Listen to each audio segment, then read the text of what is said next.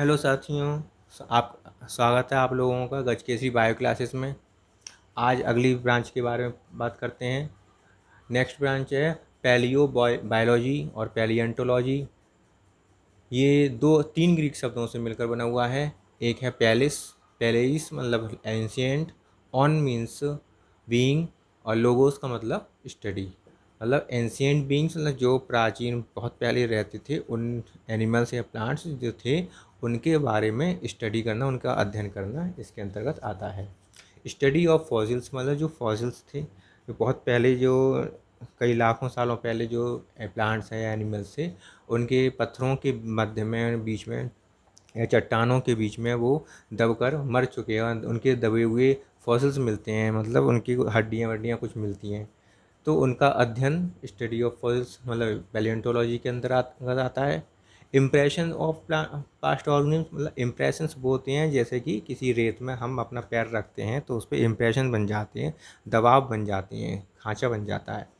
इस तरह से रॉक्स के बीच में मर जाने के बाद जब रॉक्स के बीच में आ जाते हैं एनिमल्स, तो उनके ऊपर खांचा टाइप का बन जाता है, लेकिन उसमें हड्डियाँ या कोई भी मटेरियल एनिमल्स का नहीं होता है, वो इम्प्रेशंस कहलाते हैं। ऐसे तो जो पहले पाए जाने वाले एनिमल्स थे, उनके इम्प्रेशंस या उनकी जो हड्डियाँ वड्डियाँ कुछ भी चीज़ मिली हुई है, प्राप्त हुई है, डायनासोर की जो प्राप्त हुई है, वो फॉसिल्स प्राप्त हुए हैं। फॉसिल्स के बारे में अध्ययन जो होता है वो पैलियोंटोलॉजी के अंतर्गत आता है। पैलियोंटोलॉजी को दो ब्रांचेस होती हैं। एक ब्रांच होती है पैलियो बॉटनी, एक ब्रांच होती है पैलियो जूलॉजी। पैलियो बॉटनी के अंतर्गत क्या आता है कि केवल प्लांट्स जो फॉसिल्स हैं उनके बारे में, प्लांट फॉसिल्स जो हैं उनके बारे में अध्ययन करना ही पैलियो बॉटनी के अंतर्गत आता है। और एनिमल्स, फॉसिल एनिमल्स के बारे में ही केवल अध्ययन करें तो उसको हम ब्रांच में रखते हैं, पैलियो जूलॉजी की ब्रांच के अंतर्गत रखते हैं। नेक्स्ट ब्रांच है साइंस की कॉस्मोगॉनी। कॉस्मोगॉनी के अंतर्गत क्या आता है, इसके अंदर यूनिवर्स या फिर वर्ल्ड जो है, पूरा संसार है, उसकी उत्पत्ति किस प्रकार हुई है, इसके अंतर्गत आता है। इस उत्पत्ति के बारे में जो अध्ययन करते हैं, यूनिवर्स की उत्पत्ति के बारे में जो अध्ययन किया जाता है वो कॉस्मोगॉनी के अंतर्गत आता है। नेक्स्ट ब्रांच का नाम है साइंस की एरोबायोलॉजी। एरोबायोलॉजी में क्या है कि ये ग्रीक शब्द, तीन शब्दों से मिलकर बना हुआ है। तीन ग्रीक शब्दों से मिलकर बना हुआ है। एयर माने एयर, हवा, बायो माने लाइफ, और लोगोस माने स्टडी। मतलब जो हवा के अंदर जो जीवित ऑर्गेनिज्म हैं उनके बारे में स्टडी करना एरोबायोलॉजी कहलाती है। स्टडी ऑफ एयरबॉर्न ऑर्गेनिज्म, जो हवा में जीवित प्राणी हैं, उनमें हवा के अंदर जीवित हैं प्राणी।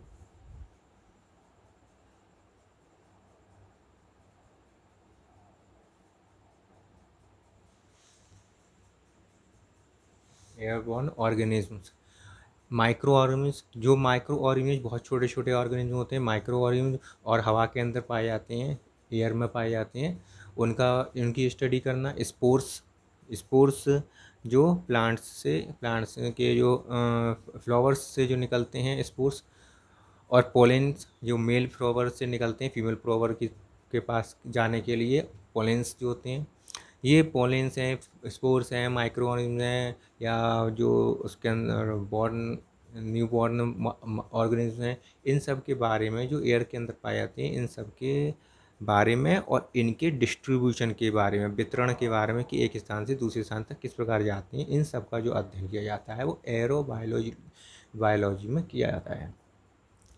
दूसरा आता है एक्सोबायोलॉजी। एक्सोबायोलॉजी जो है ग्रीक शब्द से मिलकर बना हुआ है। एक्सो बायो और लोगोस। एक्सो माने होता है आउटसाइड, बायो माने लाइफ, लोगोस माने स्टडी।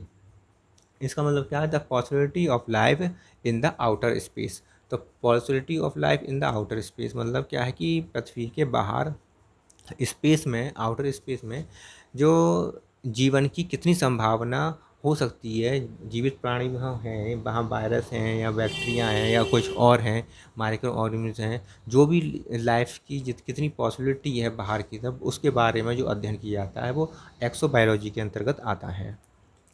अगली साइंस का बायोलॉजी की ब्रांच है साइबरनेटिक्स। साइबरनेटिक्स में क्या होता है, ये ग्रीक शब्द से मिलकर बना हुआ है काइबरनेटिक्स। काइबरनेटिक्स का अर्थ होता है इंग्लिश में स्किल फॉर कंट्रोल, मतलब जो कंट्रोल करने का तरीका, उसके अंदर क्षमता जो है।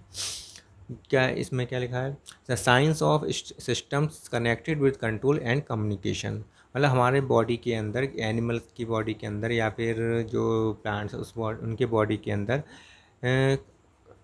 कंट्रोल, किसी भी एंजाइम्स का या किसी भी प्रकार की प्रोसेस को कंट्रोल करना, एक प्रोसेस को दूसरे प्रोसेस के साथ कैसे कम्युनिकेशन करना है, कैसे उसके साथ तालमेल बैठाना है, वो सब के बारे में जो कनेक्शन होता, जो सिस्टम है कंट्रोल करने का सिस्टम या कम्युनिकेशन करने का जो सिस्टम है, वो सारा सिस्टम इस साइंस के अंतर्गत आता है, साइबरनेटिक्स के अंतर्गत आता है। जैसे मानवों में, एनिमल्स में न्यूरोबायोलॉजी एग्जाम्पल है इसका। न्यूरोबायोलॉजी में क्या होता है कि नर्व्स जो होती हैं वो कनेक्शन करती हैं दिमाग से, सभी यदि किसी भी जितनी जो भी बॉडी पार्ट्स हैं, हाथ पैर हैं, जो भी बॉडी पार्ट्स हैं, उन सब का नर्व्स की सहायता से, तंत्रिकाओं की सहायता से दिमाग तक, ब्रेन तक पूरा कनेक्शन होता है। तो ये कम्युनिकेशन है एक तरह का। और दूसरी बात है कि दिमाग द्वारा पूरी बॉडी को कंट्रोल किया जाता है। तो ये कंट्रोल करना और कम्युनिकेशन करने के जो सिस्टम है वो इस साइबरनेटिक्स ब्रांच के अंतर्गत आता है। नेक्स्ट देखते हैं हम। नेक्स्ट ब्रांच है वायरोलॉजी। वायरोलॉजी जो है उसमें वायरसेस के बारे में अध्ययन किया जाता है। जितने भी प्रकार के वायरसेस हैं वो सभी प्रकार के वायरसेस इसी के अंतर्गत आते हैं, वायरसेस की स्टडी इसी के अंतर्गत आती है।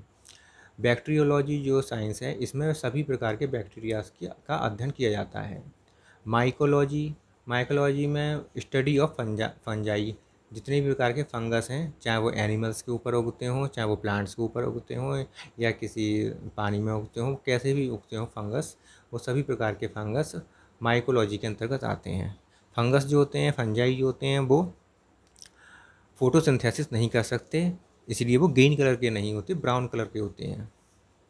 Study of algae, phycology, study of algae, phycology के अंतर्गत एल्गी का अध्ययन होता है। एल्गी जो होते हैं वो ग्रीन कलर की होती हैं और ज़्यादातर नालियों में या पानी में, पानी वाली जगह पर ये पाई जाती हैं एल्गी। तो ज़्यादातर ग्रीन कलर की ही एल्गी होती हैं, फोटोसिंथेसिस करती हैं और प्रकाश संश्लेषण के द्वारा, प्रकाश संश्लेषण या फोटोसिंथेसिस के द्वारा अपना भोजन स्वयं बना लेती हैं। स्टडी फाइकोलॉजी के अंतर्गत आ गया एल्गी का अध्ययन। ब्रायोलॉजी,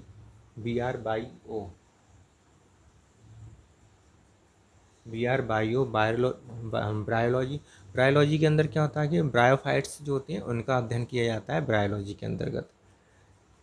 टेरिडोलॉजी में टेरिडोफाइट्स का अंदर अध्ययन किया जाता है, का स्टडी की जाती है। ऐसे ही पॉलिनोलॉजी में पोलन ग्रेन्स के बारे में स्टडी की जाती है। पोलन ग्रेन्स तो पता ही है, मेल फ्लावर के अंदर, नर फूल के अंदर पोलन ग्रेन्स पाए जाते हैं। एग्रोस्टोलॉजी, एग्रोस्टोलॉजी के अंतर्गत क्या आता है, ग्रासेस का अध्ययन आता है, ग्रासेस का स्टडी होती है। जितने भी प्रकार की ग्रासेस हैं इसी के अंदर उनका अध्ययन, उनकी स्टडी एग्रोस्टोलॉजी के अंतर्गत आती है। अब नेक्स्ट देखते हैं।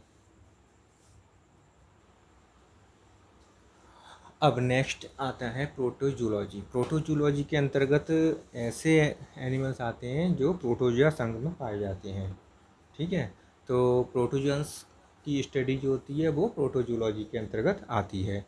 इसके बाद आता है पैराजूलॉजी। पैराजूलॉजी जो है पॉलीफेरा संघ के जो एनिमल्स हैं उनकी स्टडी पैराजूलॉजी के अंतर्गत आती है। और पॉलीफेरा में कौन पाए जाते हैं, स्पंजिस पाए जाते हैं, तो इसीलिए स्पंजिस की स्टडी जो है वो पैराजूलॉजी के अंतर्गत आता है।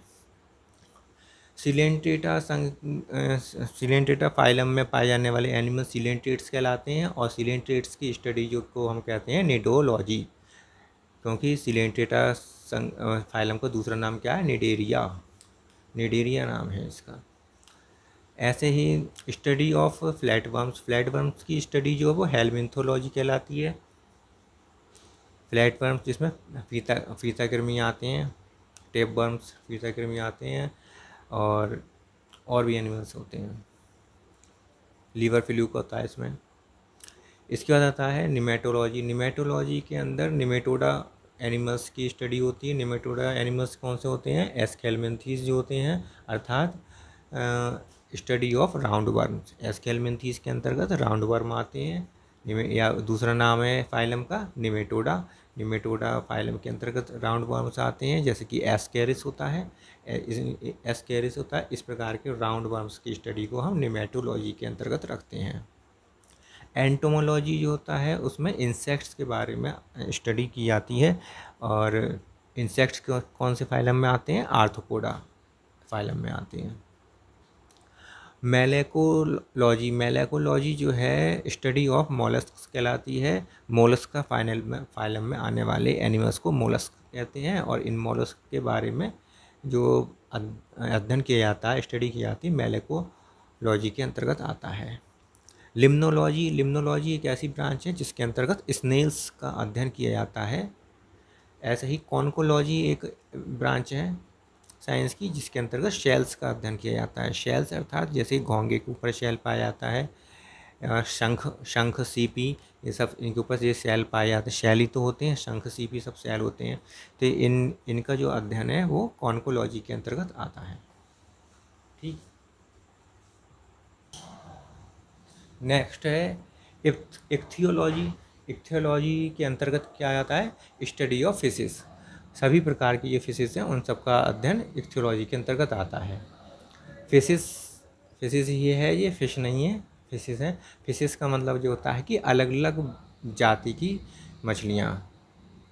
रोहू मछली अलग जाति की हो गई, और दूसरी मछलियाँ जो हैं अलग जाति की। तो सब अलग अलग प्रकार की मछलियाँ जो होती हैं, अलग अलग जातियों की मछलियाँ जो होती हैं, उन सबको मिलाकर कहते हैं फिशेस।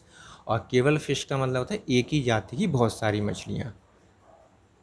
तो ये बहुवचन है, लेकिन ये बहुवचन का मतलब क्या? ये प्लूरल तो है, लेकिन जातियाँ कई सारी हो गई, इसलिए इसे फिशेस लिखा है। इक्थियोलॉजी के अंतर्गत आ गया स्टडी ऑफ फिशेस। हर्पेटोलॉजी के अंतर्गत जो आती हैं स्टडी ऑफ रेप्टाइल्स। रेप्टाइल्स वो होती हैं जो रैंक कर चलते हैं, जैसे कि सांप, स्नेक्स, और लिजार्ड, छिपकली, ये सब डायनासोर इसी में ही आते हैं रेप्टाइल्स में। तो ये हर्पेटोलॉजी के अंतर्गत रेप्टाइल्स का अध्ययन होता है। ऑर्निथोलॉजी में बर्ड्स का अध्ययन किया जाता है ऑर्निथोलॉजी के अंतर्गत। मैमोलॉजी के अंतर्गत जो होता है स्टडी ऑफ मैमल्स आते हैं। मैमल्स का मतलब होता है स्तनधारी एनिमल्स, जिनके जो अपने बच्चों को दूध पिलाते हैं, जैसे गाय, भैंस, बकरी, ये सब मैमल्स हैं। और मैमल्स का स्टडी मैमोलॉजी के अंतर्गत आती है। तो यहीं पर ये समाप्त होता है आज। सारी ब्रांचेस ख़त्म हो गई। इस सारी ब्रांचेस सब लिखवा दी मैंने, समझा दी। आप लोग मेरे गजकेसी बायो क्लासेस को, जो बच्चे नए आए हैं, जो साथी नए हैं, वो सब गजकेसी बायो क्लासेस को सब्सक्राइब कर लें। और जो पहले से मौजूद हैं, आप सब्सक्राइब जिन्होंने कर लिया है, वो हर वीडियो को लाइक ज़रूर कर दिया करें, जिससे कि अधिक से अधिक हमें मोटिवेशन मिले नई नई वीडियो बनाने के लिए। और शेयर ज़रूर कर दिया करें अपने साथियों को, जितने भी साथी हैं स्कूल के, उन सबको कर दिया करें शेयर, जिससे कि अधिक से अधिक बच्चों के पास, अधिक से स्टूडेंट्स के पास ये हमारी वीडियो पहुंचती है। Bye, good bye.